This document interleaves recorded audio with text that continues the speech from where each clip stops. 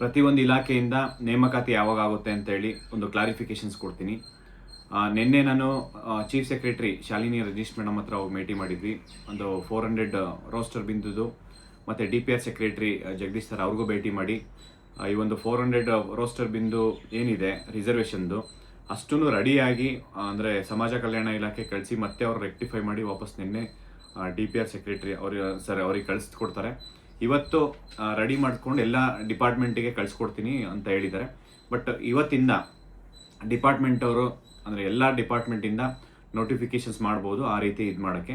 ಮತ್ತು ನಾನು DPR secretary Jagadish sir ಹತ್ರ ಮತ್ತು ಶಾಲಿನಿ ರಜನೀಶ್ ಮೇಡಮ್ ಹತ್ರನೂ ಚರ್ಚೆ ಮಾಡಿದ್ವಿ. ಮತ್ತು ಡಿಪಾರ್ಟ್ಮೆಂಟು DIG ಸರ್ ಹತ್ರನೂ ನಾವು ಕೇಳ್ಕೊಂಡಿದ್ವಿ, ಅನುಚೇತ್ ಸರ್ ಹತ್ರ ಪೊಲೀಸ್ ಇಲಾಖೆಯಲ್ಲಿ. ಈ ಒಂದು GB ಎಲೆಕ್ಷನ್ ಏನಿದೆ ಆ GB ಎಲೆಕ್ಷನ್ ಏನಾದ್ರು ಸಪೋಸು ಜೂನ್ 14ರಿಂದ 24ನೇ ತಾರೀಕು ಏನಾದರೂ ಎಲೆಕ್ಷನ್ ನಡೀತಾ ಆಗುತ್ತೆ ಅಂದರೆ ಈ ಒಂದು ಕೋಡ್ ಆಫ್ ಕಂಡಕ್ಟ್ ಇದ್ರೂ ಕೂಡ ಸ್ಟೇಟ್ ಎಲೆಕ್ಷನ್ ಕಮಿಷನ್ಗೆ ಒಂದು ಲೆಟ್ರ್ ಬರೆದ್ಬಿಟ್ಟು ಅವ್ರ ಕಡೆಯಿಂದ ಪರ್ಮಿಷನ್ಸ್ ತೊಗೊಂಡು ನೋಟಿಫಿಕೇಶನ್ಸ್ ಮಾಡೋದಕ್ಕೆ ನಾವು ಕೇಳ್ಕೊಂಡಿದ್ವಿ.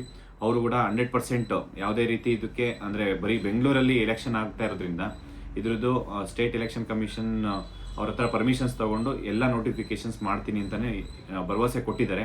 100% ಸ್ಟೂಡೆಂಟ್ಸ್ ಎಲ್ಲರೂ ಪ್ರತಿಯೊಬ್ಬರೂ ಚೆನ್ನಾಗಿ ಓದ್ಕೊಳ್ಳಿ, ಯಾವುದೇ ಕಾರಣಕ್ಕೂ ಟೈಮ್ ವೇಸ್ಟ್ ಮಾಡಬೇಡಿ. ಮತ್ತು ಎಷ್ಟೋ ಜನ ಕೇಳ್ತಾ ಇದ್ರಿ ನೋಟಿಫಿಕೇಶನ್ಸ್ ಯಾವಾಗ ಆಗುತ್ತೆ, ಆಗಸ್ಟಲ್ಲಾಗುತ್ತೆ, ಸೆಪ್ಟೆಂಬರಲ್ಲಾಗುತ್ತೆ, 4-5 ತಿಂಗಳಾಗುತ್ತೆ ಅಂತೆಲ್ಲ.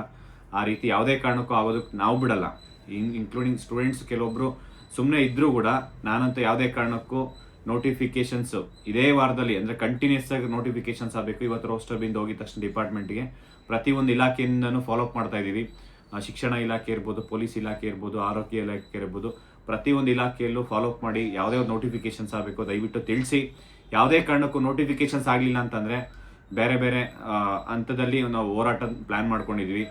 ಏನು ಧಾರವಾಡದಲ್ಲಿ ಹೋರಾಟ ಮಾಡಿದ್ದಕ್ಕೆ ಎಲ್ಲರೂ ಏನು ಸಪೋರ್ಟ್ ಮಾಡಿದ್ರು ಎಲ್ರಿಗೂ, ಎಲ್ಲ ಸ್ಟೂಡೆಂಟ್ಸ್ಗೆ ಮತ್ತೊಮ್ಮೆ ನಿಮಗೆ ಧನ್ಯವಾದ ತಿಳಿಸ್ತಾ, ಈ ಒಂದು ಹೋರಾಟದಿಂದ ಯಶಸ್ವಿಯಾಗಿದೆ ಅಂತಂದರೆ ಅದು ನಿಮ್ಮಿಂದ ಯಶಸ್ವಿಯಾಗಿರೋದು. ನೀವು ಹೋರಾಟಕ್ಕೆ ಬಂದಿರೋದ್ರಿಂದ ಮತ್ತು ಪ್ರತಿಯೊಂದು ಸತಿನೂ ನೀವು ಇನ್ಕ್ಲೂಡಿಂಗ್ ಬೆಂಗಳೂರು ಇರ್ಬೋದು, ಯಾವುದೇ ಒಂದು ಡಿಸ್ಟಿಕ್ ಹೋರಾಟ ಕರೆದಾಗ ಪ್ರತಿಯೊಬ್ಬರೂ ಪಾರ್ಟಿಸಿಪೇಟ್ ಮಾಡ್ತೀರಾ, ಅದು ನಿಮ್ಮಿಂದ ಯಶಸ್ವಿಯಾಗಿರೋದು. ಎಲ್ಲರೂ ಒಳ್ಳೇದಾಗಲಿ. ಆದಷ್ಟು ಬೇಗ ನೋಟಿಫಿಕೇಶನ್ಸ್ ಮಾಡಿಲ್ಲ ಅಂತಂದರೆ ಬೇರೆ ರೀತಿ ಹೋರಾಟ ಮಾಡೋದಕ್ಕೆ ಪ್ಲ್ಯಾನ್ ಮಾಡ್ತಿದ್ದೀವಿ. ಎಲ್ಲರೂ ಒಳ್ಳೇದಾಗಲಿ. Thank you so much. ನಮಸ್ಕಾರ.